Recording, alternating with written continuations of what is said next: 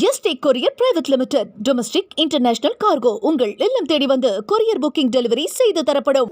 Doctor Sreevarma ஆயுள் தரும் ஆயுர்வேதா அறுவை சிகிச்சை இல்லா குணம் ஆயுள் கால நிவாரணம்.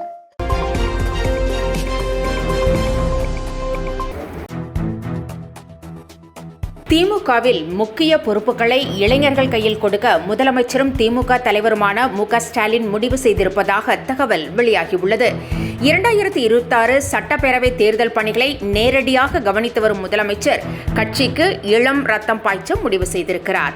முக்கிய கட்சி நிர்வாகிகளுடன் இன்று அவர் நடத்திய 1-to-1 ஆலோசனையின் போது கட்சி பொறுப்பில் இளைஞர்களுக்கு முக்கியத்துவம் வேண்டும் என்றும் உழைப்பவர்களுக்கு அதற்கேற்ப அங்கீகாரம் கிடைக்கும் என்று கூறியதாகவும் அதற்கு ஏற்றவாறு பணியாற்ற அறிவுறுத்தியதாகவும் தெரிகிறது.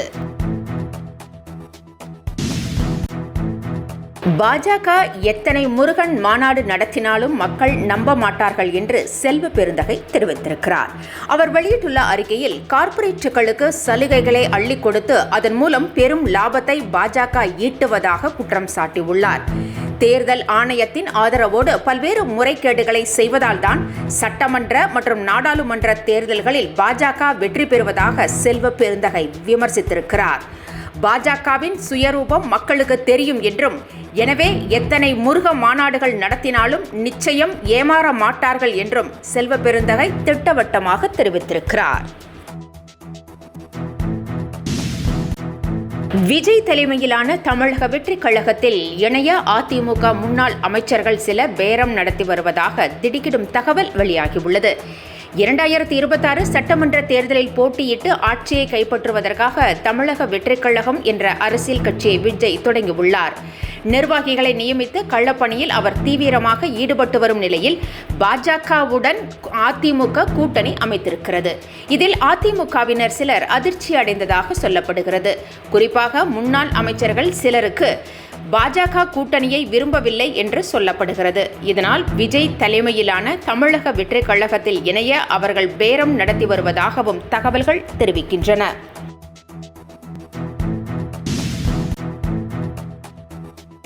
அதிமுக கூட்டணிக்கு திருமாவளவன் வந்தால் வரவேற்போம் என முன்னாள் அமைச்சர் ஆர்.பி. உதயகுமார் தெரிவித்திருக்கிறார். இபிஎஸ்ஐ முதலமைச்சராக ஏற்றுக்கொள்ளும் எந்த கட்சியையும் வரவேற்போம் என்றும், திமுக ஆட்சியை அகற்ற வேண்டும் என்பதே ஒரே குறிக்கோள் என்றும் அவர் கூறினார். மேலும் 2026 அதிமுக கூட்டணி வெற்றி பெறும் என்றும் ஆர்.பி. உதயகுமார் திட்டவட்டமாக தெரிவித்தார். குடும்ப தலைவியாக இல்லாத பெண்களும் மகளிர் உரிமை தொகைக்காக விண்ணப்பிக்கலாம் என்ற செய்தி வெளியாகியுள்ளது. விடுபட்டவர்களுக்கு மகளிர் உரிமை தொகை வழங்குவதற்கான ஏற்பாடுகள் நடைபெற்று வருகின்றன. இதற்காக விண்ணப்பங்களை பெற நடவடிக்கை எடுக்கப்பட்டு வருகிறது.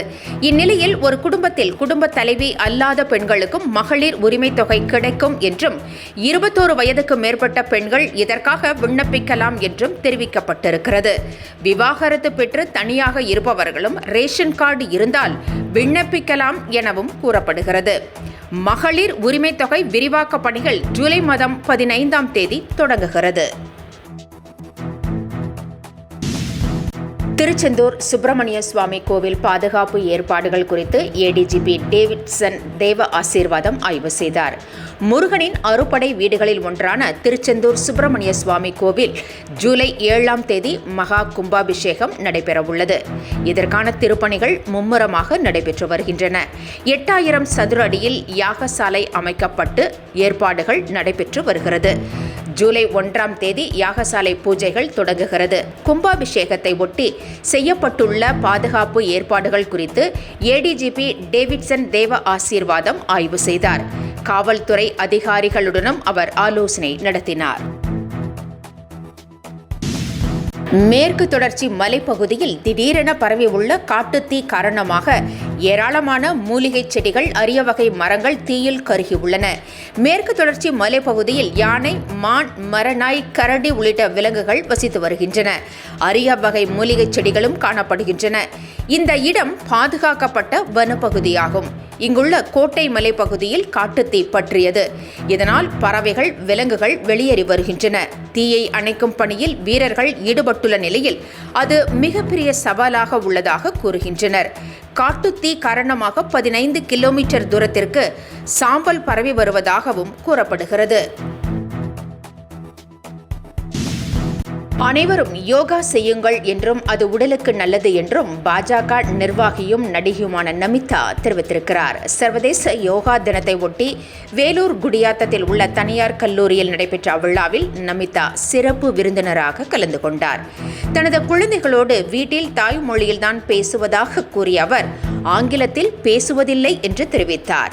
ஆங்கிலம் தெரிந்திருந்தால் நல்லதுதான் என்றும், ஆனால் அதற்கு முன்னர் தாய்மொழி நன்கு தெரிந்திருக்க வேண்டும் என்றும் அவர் கூறினார்.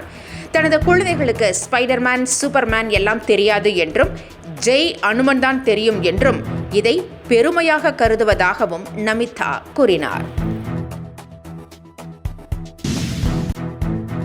தான் நோபல் பரிசு பெற தகுதியான நபர் என அமெரிக்க அதிபர் டொனால்ட் ட்ரம்ப் தெரிவித்திருக்கிறார்.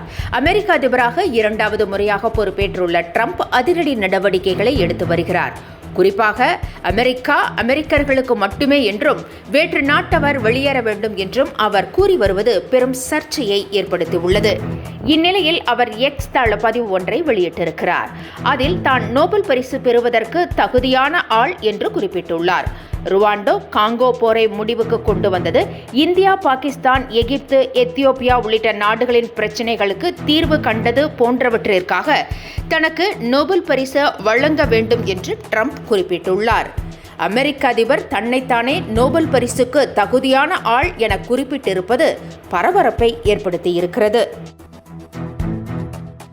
Yesterday courier private limited. Domestic, international cargo உங்கள் இல்லம் தேடி வந்து கொரியர் புக்கிங் டெலிவரி செய்து தரப்படும். டாக்டர் ஸ்ரீவர்மா ஆயுள் தரும் ஆயுர்வேதா அறுவை சிகிச்சை இல்லா குணம், ஆயுள் கால நிவாரணம். என்றும் உங்களுடன் மை இந்தியா. முக்கிய செய்திகளை உடனுக்குடன் தெரிந்து கொள்ள சப்ஸ்கிரைப் பண்ணுங்க, பெல் பட்டனை பிரஸ் பண்ணுங்க. என்றும் உங்களுடன் மை இந்தியா.